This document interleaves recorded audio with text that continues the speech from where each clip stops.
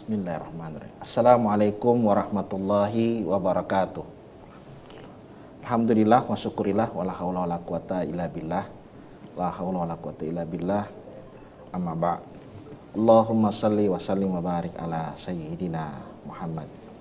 Baik pemirsa Mosa TV yang berbahagia, alhamdulillah jumpa lagi pada hari ini. Kajian kita mengambil tema tentang integrasi nilai religius. Nah, bagaimana kemudian integrasi nilai religius ini bisa diterapkan dalam kehidupan kita sehari-hari, itu nanti akan diulas dengan menghadirkan pemateri kita pada hari ini, Bapak Dr. Najamuddin Petasolong. Beliau seorang dosen di Pasca Sarjana IAIN Sultan Amai Gorontalo, dan jabatan beliau sebagai Sekretaris Prodi Program Studi Pendidikan Agama Islam di Pasca Sarjana IAIN Sultan Amai Gorontalo. Baik pemirsa Mimosa TV yang sama-sama dirahmati Allah, tanpa menunggu waktu lama lagi, kami persilakan pada Bapak Dr. Najamuddin Petasolong untuk memberikan ulasan tentang integrasi nilai religius. Pada beliau kami persilakan. Ya, terima kasih. Assalamualaikum warahmatullahi wabarakatuh. Waalaikumsalam warahmatullahi wabarakatuh. Alhamdulillahirabbil alamin wa bihi nasta'inu ala umurid dunya waddin, wassalatu wassalamu ala asrafil anbiya'i wal mursalin wa ala alihi wa sahbihi ajmain. Atas kehendak Allah, kemauan kita untuk duduk di tempat ini diijabah dan diizinkan oleh Allah, sehingga kita bisa melaksanakan kegiatan sebagaimana yang direncanakan, yaitu bincang santai Tauhid Tasawuf di channel Mimosa TV ini yang sudah beberapa kali kita laksanakan. Selanjutnya salawat dan salam marilah kita aturkan kepada Rasulullah Sallallahu Alaihi Wasallam, Nabi akhir zaman yang diutus ke muka bumi oleh Allah untuk memperbaiki akhlak umat manusia dan menjadi rahmat bagi seluruh alam.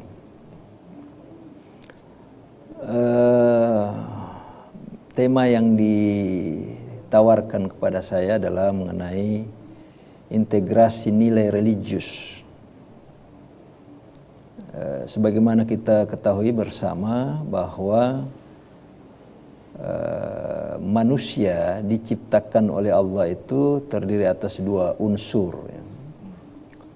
Ada unsur jasmani yang berasal dari tanah, ya, atau dari setetes air mani.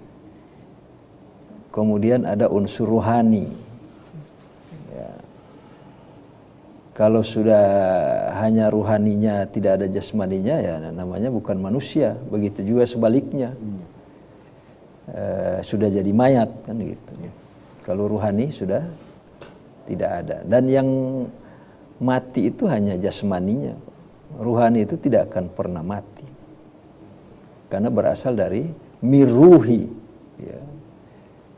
Nah, kemudian bagaimana kaitannya dengan integrasi nilai religius dalam pendidikan, ya, terutama pendidikan formal, ya, karena jadi rujukan sekarang bicara pendidikan itu pembenahannya dimulai dari keluarga, kemudian di sekolah dan masyarakat. Nah, yang menarik disoroti di sini ini adalah terkait dengan integrasi nilai religius. Nah, kenapa dia menarik? Karena ini sudah menjadi program pemerintah. Pemerintah itu mencanangkan ada namanya pendidikan karakter. Ya. Nah, salah satu yang ditanamkan dalam pendidikan karakter ada 18 nilai, kemudian diperas jadi 5 nilai. itu salah satunya adalah nilai religius. Nah, di antara nilai religius itu adalah iman dan takwa. Sebagaimana tadi pengantar saya katakan bahwa hakikat manusia itu adalah ruhnya. Ya. Bahkan kalau kita baca kajian-kajian di beberapa artikel itu dinyatakan di situ bahwa hakikat manusia yang sebenarnya itu ada ruhnya, bukan jasmani. Jadi jasmani ini hanyalah perangkat kerasnya untuk melengkapi ruh. Jadi sehingga disebutkan di situ bahwa yang lebih awal ada itu adalah ruh, bukan badan. Nah, badan itu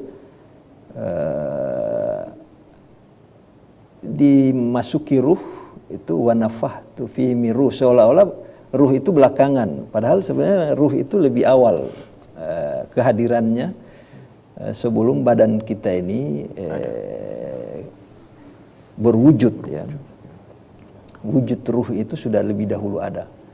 Nah, yang jadi pintu masuk kita dalam integrasi nilai ini sebenarnya ada ruhani. Nah, selama ini kita terjebak di dalam metode-metode yang sifatnya zahiriyah. Nah, untuk menanamkan nilai, kalau nilai yang lain itu kayak gotong royong dan lain-lain, itu nasionalisme, itu tidak sama dengan nilai yang satu ini, nilai religius itu. Nah, sehingga nilai religius itu lebih mengarah kepada bagaimana merawat fitrah manusia itu, atau perjanjian primordialnya dengan Allah. Alastu birabbikum qalu bala syahidna.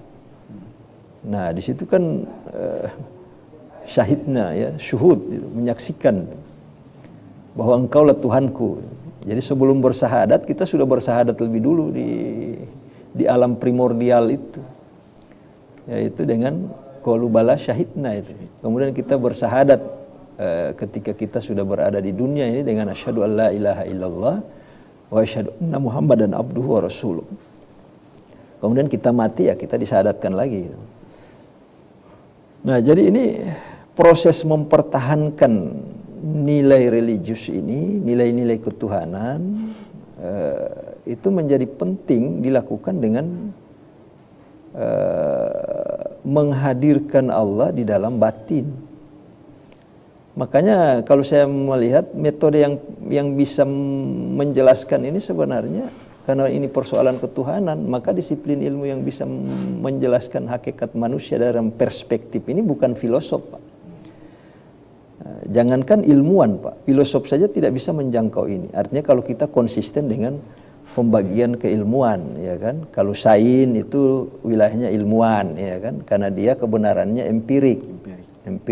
Artinya harus dibuktikan secara penelitian atau secara panca indera, ya kan?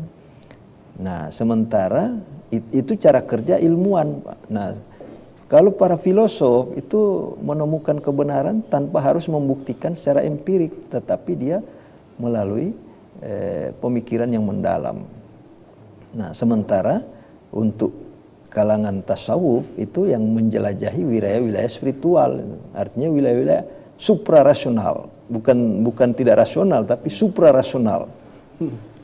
Nah, sehingga ini menjadi integrasi nilai ini dibedah di sini, bukan di ilmuwan, di sains, tidak tepat juga dibicarakan oleh para filosof, tapi lebih tepat dibicarakan oleh sufistik, kajian-kajian sufistik. Nah, cuma sayangnya kan pendidikan kita tidak bergerak di wilayah itu. Nah, walaupun di PPG kemarin saya memberikan sebagai instruktur, saya lihat modul-modulnya terkait dengan struktur keilmuan PAI, itu banyak dibahas tentang hakikat manusia. Di situ mengutip banyak pendapat-pendapat para filosof tentang manusia, kemudian para sufi yang ternama seperti Al-Ghazali, banyak diulas di dalam modul itu, sehingga saya menganggap bahwa terkesan bahwa kita diarahkan seolah-olah ingin mempelajari sesuatu untuk menjadi filosof atau menjadi sufi. Padahal dunia kita dunia pendidikan. Nah, ini yang saya lihat perlu kita sambungkan lagi, bagaimana hakikat manusia menurut filosof dan sufi itu bisa diimplementasikan dalam dunia pendidikan, khususnya dalam integrasi nilai. Nah, makanya saya selalu menekankan kepada mahasiswa, khususnya peserta PPG, itu bagaimana agar selain memahami manusia seperti apa yang ingin kita wujudkan, artinya setelah mempelajari konsep-konsep filosof dan tasawuf itu, ketika kita berhadapan dengan peserta didik, maka peserta didik ini kita mau bentuk manusia model apa dia ini kan? Nah, ini yang harus dijawab dulu, Pak. Terutama terkait dengan nilai-nilai religius itu yang akan kita tancapkan ke dalam atau integrasikan ke dalam mata pelajaran atau proses pembelajaran. Nah, setelah itu ada pekerjaan yang harus kita pikirkan lagi, bagaimana upaya mewujudkannya itu.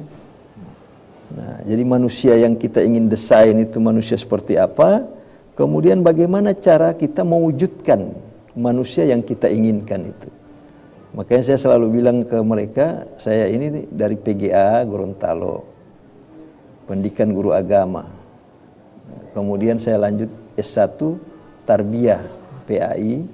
Kemudian saya ambil lagi S2 di Jakarta, di Universitas Muhammadiyah Jakarta, jurusan pendidikan Islam. Kemudian saya lanjut lagi di pendidikan Islam di Universitas Negeri Alauddin Makassar. Kesimpulan saya dari PGA sampai dengan S3 itu mengambil spesialis di bidang pendidikan Islam, ternyata yang dipelajari itu hanya dua hal, Pak. Kalau mau disimpulkan, yang pertama, manusia seperti apa yang ingin kita bentuk, baru yang kedua, bagaimana cara mewujudkannya. Maka lahirlah metode, lahirlah pendekatan, strategi, teknik, gaya, lahirlah model-model kepemimpinan dan lain-lain. Itu kan dalam rangka untuk mewujudkan. Lahirlah kompetensi-kompetensi yang harus dimiliki guru dalam rangka mendukung manusia yang akan kita wujudkan itu seperti apa dan bagaimana caranya. Nah, integrasi ini adalah salah satu dari seluruh pembicaraan tentang pendidikan secara umum tadi, dan pemerintah sudah menyahuti ini dengan mengeluarkan berbagai regulasi, program, ya kan. Nah, sekarang ini ada revolusi mental lagi kan, yang sedang digalakkan. Nah, khusus untuk integrasi nilai itu dimulai dari mata pelajaran. Nah, bagaimana caranya? Di situ mengaitkan ya, dalam proses pembelajaran yang dituangkan dalam RPP. Nah, kemudian di dalam proses itu harus dilakukan oleh seluruh guru, sehingga integrasi nilai itu tidak menjadi tugas guru agama, tetapi tugas seluruh guru. Nah, ini yang menjadi penting diketahui dan dilaksanakan, sehingga tidak terkesan ketika terjadi kenakalan pada anak-anak yang disalahkan guru agama. Padahal internalisasi nilai religius itu menjadi tugas dari seluruh guru melalui program pemerintah namanya pendidikan karakter, yang di dalamnya harus mengintegrasikan nilai religius diantaranya pada seluruh mata pelajaran. Nah, bagaimana? Bukan pada materinya, bukan guru matematika mau mengajar perkalian penjumlahan baru di dalamnya ada menjelaskan tentang kejujuran, tidak. Tetapi bagaimana dalam proses ketika dia berdiskusi, dia mengerjakan tugas, di situ ada terjadi proses internalisasi nilai. Nah, sehingga ketika diskusi misalnya nilai apa yang ingin diharapkan dari diskusi itu? Oh, keberanian. Kemudian dia menghargai orang lain. Tetapi puncaknya dari semua itu adalah nilai religius menurut saya, karena tanpa dibekali oleh nilai religius yang matang, maka akan mengakibatkan jiwa anak-anak itu timpang, Pak. Timpang. Artinya raja dari seluruh nilai itu menurut saya rajanya adalah nilai religius, Pak. Nilai ketuhanan, nilai keagamaan. Karena itu yang menjadi benteng yang akan mengokohkan nilai-nilai yang lain. Artinya dia tidak setara menurut dalam pandangan saya. Karena memang kenapa tidak setara? Karena dilihat dari hakikat manusia itu pada ruhnya. Dan ruhnya itu alastu birabbikum qalu bala syahidna. Nah, sehingga nilai-nilai yang lain itu akan beres kalau nilai religiusnya itu beres. Maksudnya hadap hatinya anak-anak ini hanya kepada Allah, sehingga dia bisa jujur, dia bisa bekerja sama, dia bisa bersyukur. Nah, mungkin perlu dipertajam bagaimana supaya anak-anak itu bisa bersyukur dan lain-lain. Nah, itu yang perlu kita perjelas dalam implementasi dari integrasi nilai karakter atau nilai religius ini di dalam pendidikan. Nah, karena ini sebenarnya kajiannya orang tasawuf, karena yang mendalami soal religiusitas dan spiritualitas itu bukan para filosof atau bukan ilmuwan itu, dan memang bukan bidangnya. Orang fikih saja tidak berhak bicara itu. Nah, tapi masalahnya kan kita tidak mengkonekkan ini dengan pembidangan ketika bicara nilai religius itu. Nah, saya kira itu pengantar saja untuk bincang kita pada saat ini. Baik, pemirsa Mimosa TV, ini menjadi sangat menarik karena memang dari ulasan yang disampaikan tadi ada banyak hal-hal yang menjadi pembicaraan kita yang cukup menarik untuk kita bahas pada hari ini. Baik Pak Dokter, ya, terkait tentang integrasi nilai itu, ya, saya menyimak tadi ya, terhadap peserta didik ya, mungkin ada persoalan yang mungkin sering kita hadapi saat ini ya, lebih banyak mungkin ya, tidak lebih dominan guru itu mentransfer ilmu, misalnya kan matematika gitu. Tapi bagaimana teknik menanamkan nilai itu memang mungkin masih kurang barangkali ya. Bagaimana mungkin Mbak Dokter menyikapi persoalan ini terkait menanamkan nilai ini? Jadi memang yang jadi masalah ini bagaimana metodenya ya, agar supaya nilai-nilai religius ini tertanam pada peserta didik melalui proses integrasi. Nah, makanya tadi secara umum saya sampaikan bahwa bukan melalui materi ya, jadi bukan mengajarkan nilai, tetapi mengintegrasikan nilai itu dalam proses pembelajaran. Nah, makanya saya perlu secara teoritiknya begini Pak Sunarjo. Setelah kita menanamkan nilai melalui pembelajaran atau melalui proses tadi, ya kan, itu kemudian bagaimana agar nilai itu menjadi sikap. Nah, sikap itu dia percaya bahwa nilai itu penting. Artinya persetujuannya terhadap nilai. Jadi sikap itu dia pengakuan atau persetujuan terhadap nilai yang tertanam pada dirinya. Sebab kalau kita misalnya menyampaikan sama anak tentang nilai kejujuran, kemudian hatinya tidak menerima dengan menyatakan, bagaimana mengajarkan kejujuran sedangkan banyak yang korupsi sekarang ini. Jadi dia melihat lingkungannya, akhirnya dia tidak terima nilai-nilai ini ditanamkan pada dirinya karena dia melihat bahwa korupsi di mana-mana misalnya. Nah, ini kan sudah menolak nilai, Pak. Tidak penting ini kejujuran. Atau kita sampaikan bahwa seorang muslim itu harus makan makanan yang halal. Tetapi yang terjadi kemudian sikap anak-anak menolak itu. Sedangkan yang haram setengah mati, apalagi yang halal. Nah, ini kan bukti bahwa terjadi penolakan terhadap nilai. Nah, ini membuktikan bahwa nilai yang tertanam itu belum menjadi sikap. Iya, iya. Jadi tidak usah dulu ke perilaku, Pak. Jadi dia ke sikap dulu. Jadi bagaimana internalisasi nilai ini bisa menjadi berwujud sikap. Artinya penerimaan terhadap nilai, persetujuan terhadap nilai, pengakuan terhadap nilai, bahwa nilai ini penting. Nah, yang kedua, apalagi dia persetujuannya karena Allah, itu yang perlu tertanam. Artinya kenapa saya harus bersyukur misalnya kepada Pak Sunaryo, bukan karena Pak Sunaryonya, tetapi karena di hati Pak Sunaryo ada Allah. Tertanam, oh ada Allah sama Pak Sunaryo, saya harus bersyukur kepada. Jadi bukan melihat Pak Sunaryo lagi, tetapi saya sedang berhadapan dengan hati Pak Sunaryo yang ada Allah. Sehingga saya harus bersyukur. Syukur ada berhadapan dengan Pak Sunaryo yang ada Allah di hatinya, kan begitu. Insya Allah. Nah, ini kedalaman nilai. Jadi penyikapan terhadap nilai itu sampai pada derajat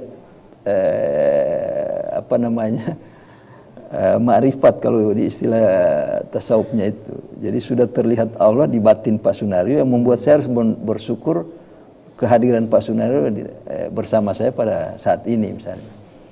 Nah, tadi bukan karena Pak Sunaryo adalah pembicara. Tidak, hilang semua itu status-status pembicara sebagai teman. Sudah bukan teman lagi. Di atas dari itu. Kalau cuma teman derajatnya di bawah.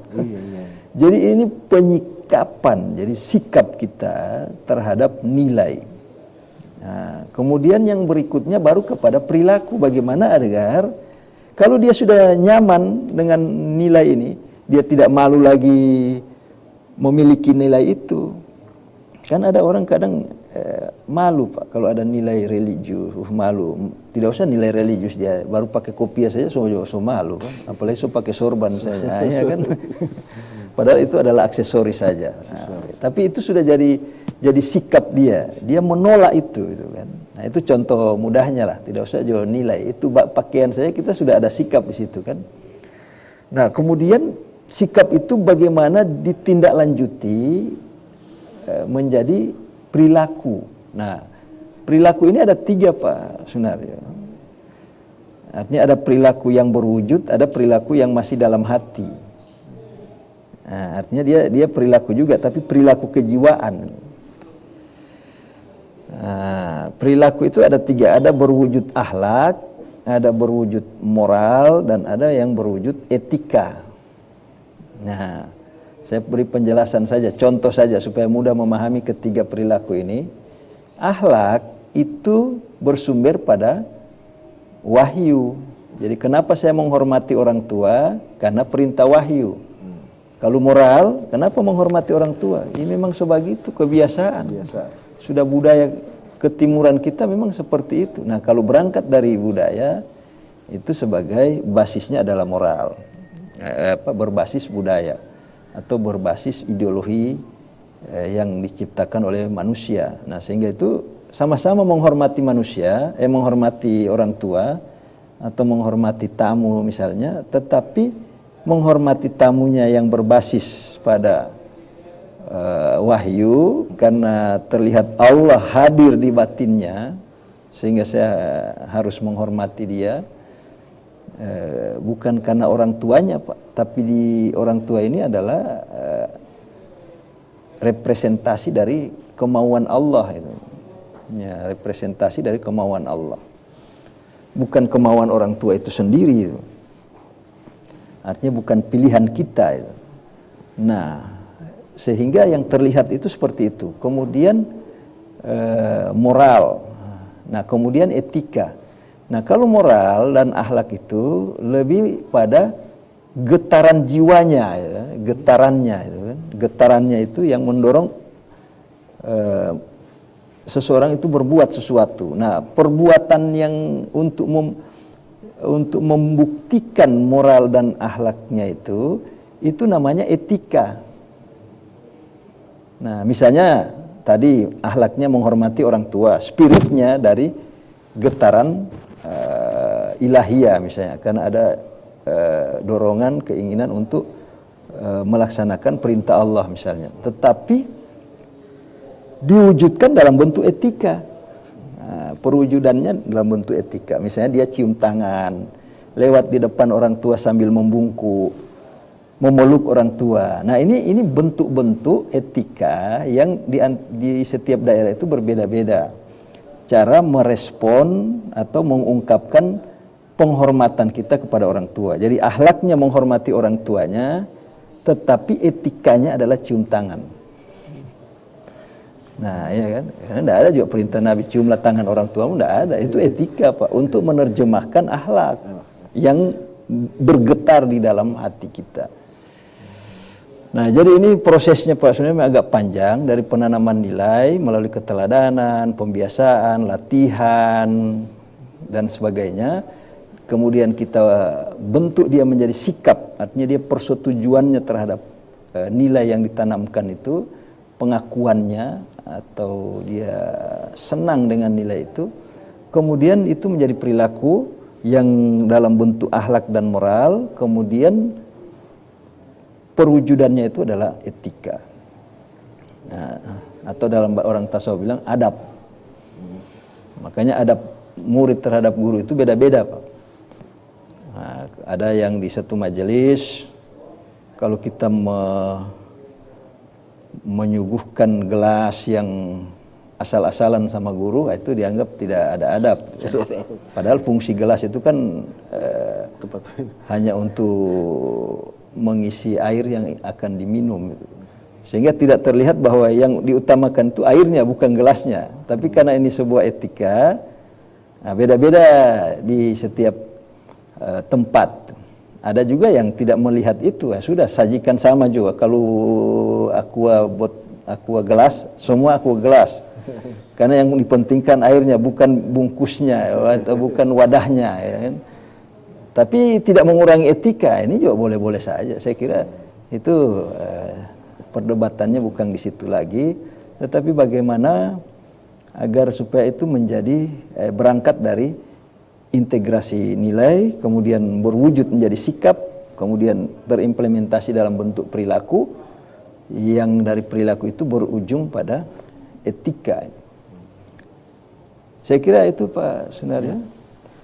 Terima kasih. Jadi ini semakin menarik lagi pembahasan kita pada hari ini, karena memang ini sesuatu hal yang baru bagi saya, Pak Dokter, antara etika, moral, dan perilaku ini, ya ternyata ada akhlak, ya antara akhlak, moral, etika ini, ya mungkin dalam pemahaman kita, ya pemirsa Mimosa TV, ya ini sama saja.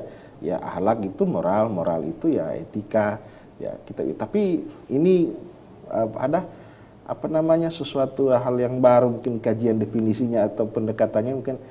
Nah, ini mungkin bisa Pak Dokter lebih ulas lagi ya, antara tiga. Ya, ini menarik sekali pemirsa, karena memang kebanyakan kita kan kalau ditanya moral, tidak bermoral, tidak beretika, sama saja. Artinya kita setelah mensinonimkan ya moral sama dengan akhlak, ya, sama dengan etika. Gitu. Padahal ya, disampaikan oleh Pak Dokter, itu berbeda. Ya, ini butuh lagi mungkin penguatan lagi, Pak Dokter. Ya. Jadi yang harus ditangkap oleh Pak Sunaryo di situ bukan perbedaannya, tetapi yang terpenting adalah bahwa tidak bisa dipisahkan. Ya. Jadi itu sesuatu yang tidak, walaupun bisa dibedakan, tetapi tidak bisa dipisahkan. Misalnya hanya mementingkan yang penting akhlaknya bagus. Kalau tidak melalui proses penanaman nilai gimana itu? Betul.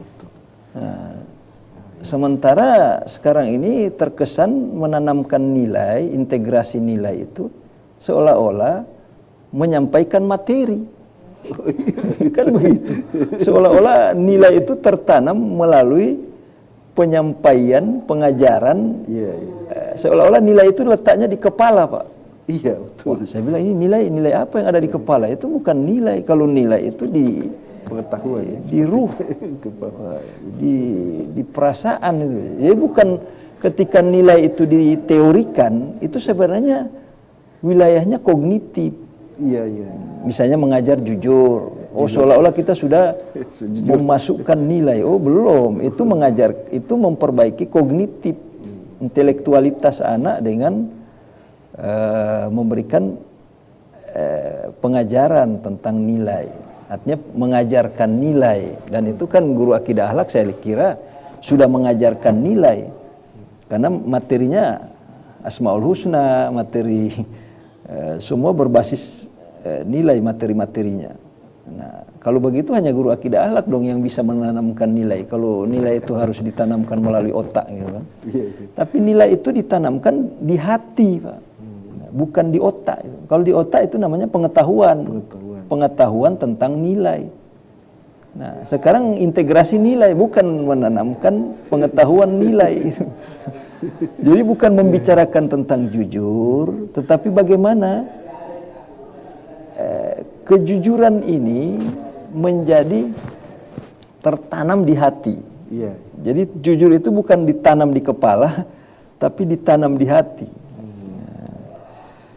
Nah, makanya kalau dalam teori tasawuf itu apa yang ada di hatinya Pak Sunario, kalau Pak Sunario jujur, itu melimpah ke anak itu kan. Keberaniannya Pak Sunario itu dilimpahkan. Artinya keberanian tidak takut kepada selain Allah. Itu keberanian yang saya maknai ya. Artinya dia berani mengambil resiko karena terlihat Allah yang mengatur hidupnya. Dia berani berbuat karena perbuatannya itu adalah perbuatan Allah. Artinya skenario Allah.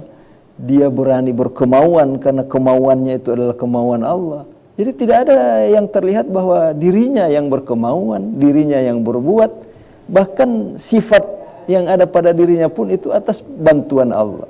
Tidak terlihat bahwa sifat itu datang dari kehebatan dirinya. Misalnya dia bisa penyayang. Fabima rahmati minallah lintalahum. Kalau bukan karena rahmat Allah, kamu tidak bisa berkasih sayang. Jadi kasih sayang itu rahmat Allah, bukan diajarkan. Jadi kalau diajarkan itu pengetahuan, bukan rahmat Allah. Jadi rahmat Allah yang ada sama Pak Sunario sehingga Pak Sunario bisa berkasih sayang, itu melimpah, dilimpahkan. Bagaimana cara melimpahkan? Nah, ini memang ada metodenya. Yang bisa melimpahkan itu adalah mursyid. Kalau dalam tarekat itu mursyid. Karena yang benar-benar berkasih sayang itu hanya mursyid. Karena dia memiliki kedalaman zauk yang tinggi. Sementara kalau kita ini kan masih ada kotoran-kotoran batin. Sehingga mungkin yang melimpah kotorannya itu yang jadi sulit untuk nah, makanya kita butuh guru rohani. Dan disitulah pentingnya guru rohani Pak Sunario. Makanya saya terus terang walaupun sudah dosen begini, saya senang ketemu guru-guru rohani itu dalam rangka ingin dapat limpahan. Apa yang ada di dadanya itu siapa tahu bisa melimpah dengan dekat-dekat. Karena kalau jauh bagaimana mau melimpah sedangkan dekat belum tentu. Nah, cuma kan kita kadang so gengsi. Oh, saya kan guru juga. Iya, tapi guru tarbiyah, guru taklim, bukan guru yang bisa melimpahkan sesuatu pada batin Anda karena batin Anda masih kotor. Nah, ini yang saya lihat perlu diintegrasikan antara pendekatan-pendekatan sufistik ini dengan pendekatan-pendekatan pendidikan dalam hal integrasi nilai.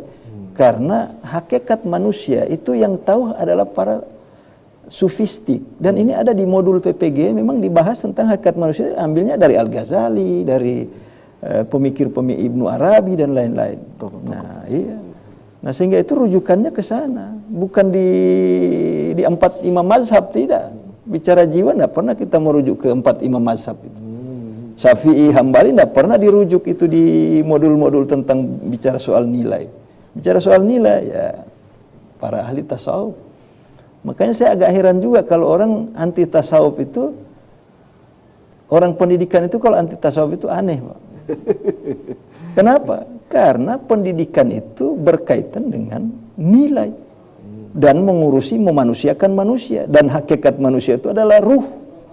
Dan ruh itu emangnya orang ahli mana yang bisa menjelaskan itu kecuali orang-orang tasawuf. Artinya bagaimana mendekatkan diri kepada Allah.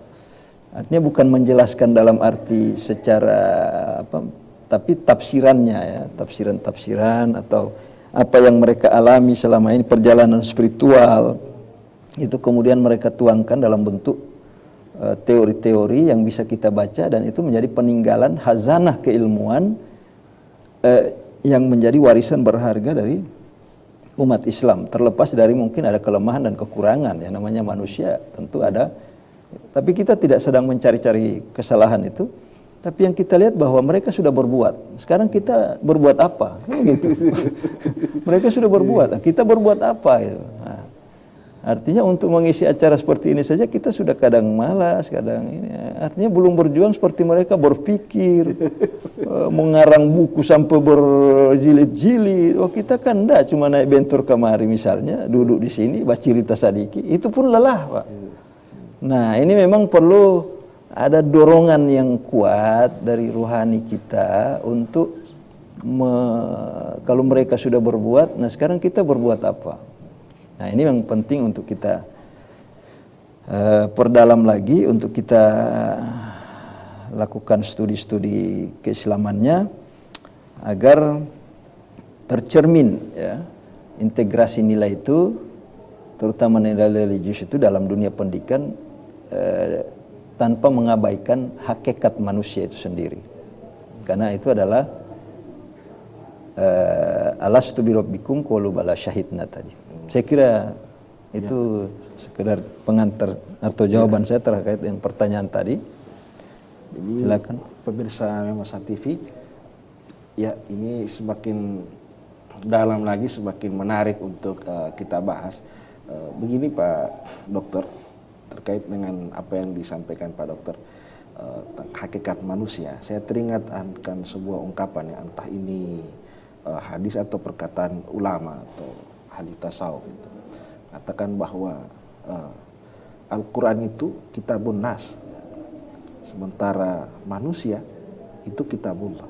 Artinya manusia Al-Quran itu kitabnya manusia, dan kita ini manusia kitabnya Allah. Nah, terkait dengan integrasi nilai ini, memang artinya sebelum hal ini dilakukan bahwa memang sudah sadar, kita ini ya kitabnya Allah, loh kita kotori gitu.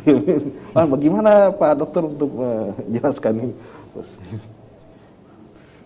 Ya, kalau kita perdalam memang akan ketemu bahwa semua yang ada itu hanya Dia. Nah, termasuk diri kita ini ada karena Dia kan gitu, karena Allah itu.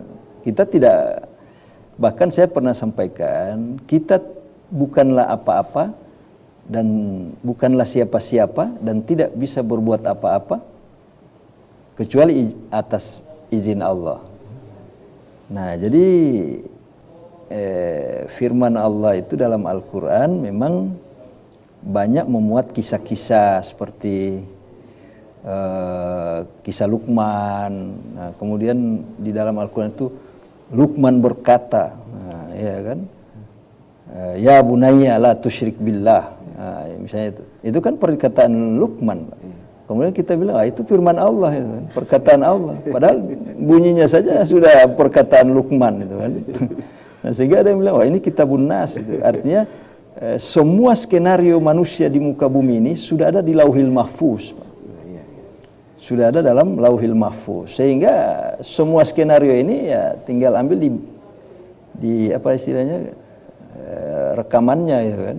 Nah, sehingga semua kejadian-kejadian itu menjadi titah Allah yang disuarakan oleh Luqman. Ya, kalau saya tetap mengatakan itu firman Allah, tetapi sudah terdokumentasi di Lauhil Mahfuz, itu kemudian menjadi pernyataan yang disampaikan oleh, sebelum Luqman berkata, itu sudah ada di Lauhil Mahfuz, itu perkataan itu.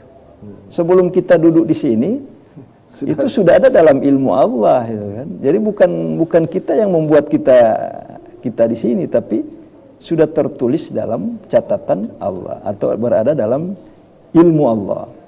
Kan ilmu Allah itu tidak kagetan macam kita, tiba saat tiba akal itu kan dia, saya kira tidak sebagaimana ya, kita punya ilmu yang, bahkan ilmu kita pun berada dalam genggaman Allah itu kan. Kalau Allah cabut selesai semua itu kan. Itu pun hanya ibarat jari dimasukkan ke laut, hanya setetes itu yang menetes itu, itulah ilmu kita. Nah, itu pun dikumpulkan ilmu seluruh umat manusia itu, baru segitunya itu ilmu Allah itu. Makanya memang ada dua hal yang harus kita perdalam di sini Pak, saudara, terkait dengan integrasi nilai kalau kita mau berbasis sofistik tadi. Yang pertama, hakikat ilmu yang seluas lautan itu, ilmu Allah yang hanya diberikan secelup saja kita ini umat manusia. Jadi hakikat ilmu ini sebenarnya ilmu Allah semua Pak. Jadi teknologi apa semua itu bukan membanggakan manusia, tapi itu adalah wujud dari perbuatan Allah, sifat Allah yang harus kita syukuri ya. Nah makanya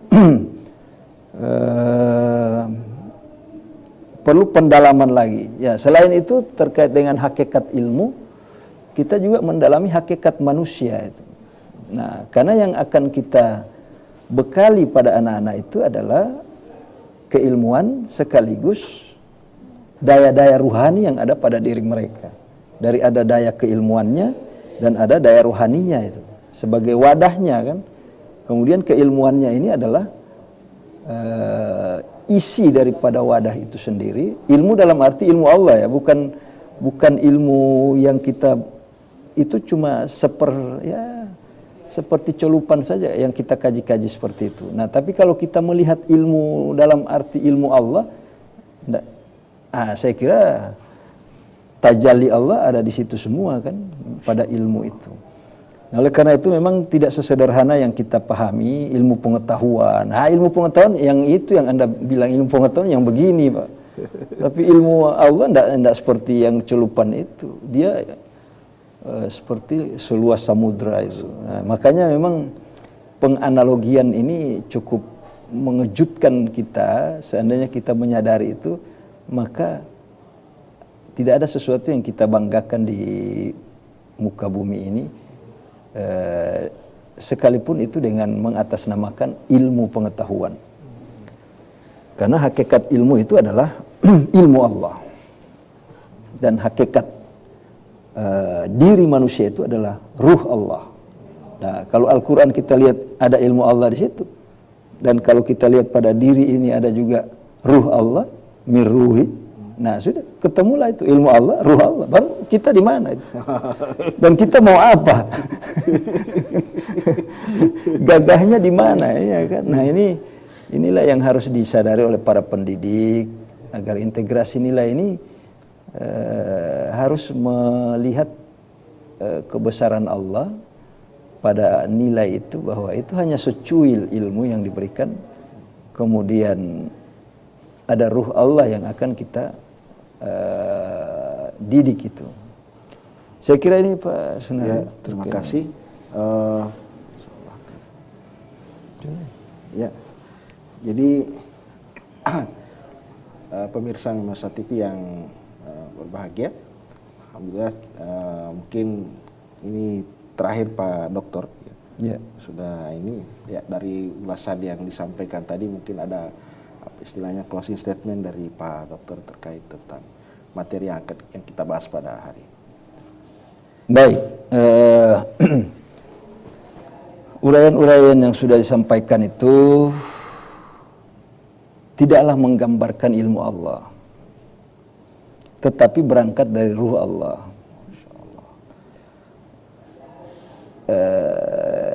Integrasi nilai itu adalah upaya, dan upaya itu atau kita istilahkan ikhtiar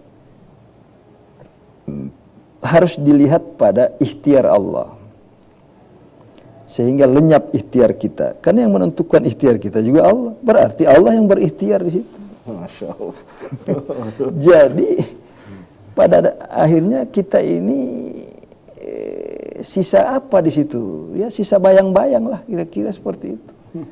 Sehingga integrasi nilai ini kita pasrahkan kepada Allah dengan rasionalitas kita. Jadi seperti itu, bukan kita pasrahkan baru rasionalitas dihilangkan, emosionalitas, spiritualitas dibuang, bukan. Tetapi kita tetap berikhtiar, tetapi ikhtiar kita itu ada dalam genggaman Allah. Kemudian yang menentukan akhir dari semua itu, perjalanan itu adalah Allah juga. Maka guru yang baik itu adalah guru yang mengintegrasikan nilai dalam proses pembelajaran dengan senantiasa menghadirkan Allah di batinnya.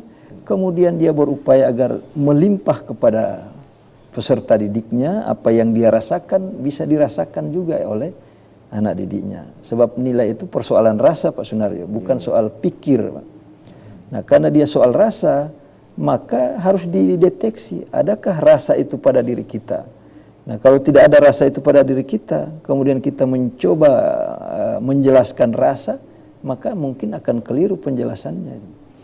Nah, benar pun penjelasannya, itu pun tidak melalui proses penjelasan. Apalagi kalau penjelasannya keliru, karena kita tidak pernah merasakan. Sedangkan orang yang sudah punya rasa, ya kan, kemudian dia sudah menjelaskan rasa itu pun tidak melalui proses penjelasan, karena dia melalui proses yang namanya limpahan. Ya kayak kita lah, tidak usahlah limpahan dalam arti nilai-nilai seperti itu. Kayak ibu atau orang tua kita punya perasaan yang tidak enak sama anaknya, biasanya kontak batinnya itu kuat. Betul. Langsung terasa sama anaknya. Oh, tidak lama, kayaknya ada sakit anak saya ini. Nah, begitu juga sang anak. Kayaknya ibu saya ini lagi ingat-ingat saya nih. Nah, ini kan padahal berjauhan. Apalagi kalau kita, makanya kunci dari semua ini menurut saya, banyaklah duduk dengan orang saleh. Banyak-banyaklah duduk dengan orang saleh. Siapa tahu bisa terpercik kesalehan yang ada di batinnya itu. Masya Allah. Karena kesalehan itu tidak hanya diukur dari segi banyak ibadahnya, tapi dia menguasai teknologi itu juga saleh Pak. Oh, iya. Nah, jadi saleh, tapi kan teknologi itu terlihat ilmu Allah di situ. Nah ini kan, dia beribadah mewujudkan ruh Allah di situ. Dia beribtek mewujudkan ilmu Allah di situ. Jadi kan ruh dan ilmu ini kan punyanya Allah semua Pak. Nah sehingga saleh itu bukan diukur dari ibadahnya saja, tapi dari sisi penguasaan teknologinya. Kayak Habibie itu yang biasa menguasai kan, dan dia menunjukkan kebesaran Allah di situ. Saleh juga itu. Jadi saleh jangan dibatasi Pak, sesuai kemauan kita. Tapi saleh itu sesuai kemauan Allah. Karena kalau sesuai kemauan kita sempit jadinya kan. Jadi agama ini sempit bukan karena agama itu sempit, sama pemahaman kita yang memang sempit. Iya betul. Nah, akhirnya agama ikut-ikutan jadi sempit karena dipahami secara sempit oleh kita. Apalagi kalau dikaitkan dengan colupan tadi, so sempit buat colupan lagi kan. Jadi ini jadi pembelajaran bagi saya juga pribadi untuk terus melakukan kajian-kajian semacam ini agar batin kita ini memang terisi, bukan lagi terisi oleh pengetahuan. Karena pengetahuan itu bukan di sini, tapi apa yang mau diisi di sini? Ya, kalau di sini pengetahuan, kalau di sini kan zauq Pak, rasa, nilai itu rasa sebenarnya. Nah sehingga itu bagaimana kita implementasikan itu dalam dunia pendidikan? Karena memang pendidikan itu adalah pendidikan Islam itu adalah satu-satunya sarana yang terbaik menurut saya untuk menanamkan nilai. Ya. Tapi pendidikan dalam arti bukan formal, tapi pendidikan dalam Islam di situ adalah menanamkan ilmu Allah, kemudian pada ruh Allah, pada daya-daya ruhani, ya, so istilah orang psikologi potensi lah gitu. Nah, potensi itu sebenarnya Allah di situ. Ya, siapa yang kasih potensi? Sumbernya dari mana? Ya, ke Allah juga itu kan. Jadi bicara potensi kalau tidak terlihat Allah, potensi dari mana itu kan? Dari setan. Ya. Nah, jadi akhirnya kan, makanya saya bilang pengetahuan yang tidak diarahkan oleh agama, maka dia akan miskonsepsi. Bahkan akhirnya menjadi disorientasi. Nah, artinya, makanya kita bersyukur Pak Sunaryo ini berada di rel pendidikan agama ini, tapi tidak mengabaikan pendidikan umum. Nah ini kalau mengabaikan pendidikan umum, pendidikan umum juga ilmu Allah juga sih. Iya. Makanya Saleh juga bisa dibentuk lewat situ, Pak. Iya. Dia menguasai, makanya kayak Al-Khawarizmi, apa namanya, Ibnu Sina dan lain-lain itu kan telah mengangkat ilmu Allah pada jalur yang berbeda dengan yang lain. Misalnya mereka melalui matematika, melalui Ibnu Khaldun, melalui sosiologinya, dan lain-lain ya. Ibnu Sina melalui kedokterannya, dan itu membuka peradaban Barat, Pak. Yang saat ini kita nikmati kegemilangannya itu. Saya kira itu demikian, dan mohon maaf para pemirsa sekalian apabila dalam bincang santai kita ini banyak kekeliruan atau kehilafan, karena memang ilmu Allah itu luas dan kami hanyalah setitik debu atau bahkan lebih kecil dari itu dalam memaknai kebenaran-kebenaran yang berserakan di mana-mana ini yang ditampakkan oleh Allah, tapi memang karena mata batin kita ini buta, ya, kita tidak bisa melihat kebenaran-kebenaran yang banyak dan luas itu. Mudah-mudahan dengan bincang ini ada manfaatnya dan akan membawa kita kepada derajat menjadi orang-orang yang muttaqin, menjadi orang-orang yang saleh, baik di dunia maupun di akhirat, sehingga kita bisa dipanggil di akhir hayat kita dengan ya ayuhan nafsul mutmainnah irji'i ila rabbiki radiyatan mardiyah fadkhuli fi ibadi wadkhuli jannah. Kemudian kita juga bisa mewujudkan fungsi kita sebagai hamba dan fungsi kita sebagai khalifatullah, sehingga terwujud apa yang disebut dengan Islam rahmatan lil alamin. Wallahul muwafiq ila aqwamit thoriq. Billahi fi sabilil haq fastabiqul khairat. Nun wal qalam wa ma yasturun. Wabillahi taufiq wal hidayah. Assalamualaikum warahmatullahi wabarakatuh. Waalaikumsalam warahmatullahi wabarakatuh.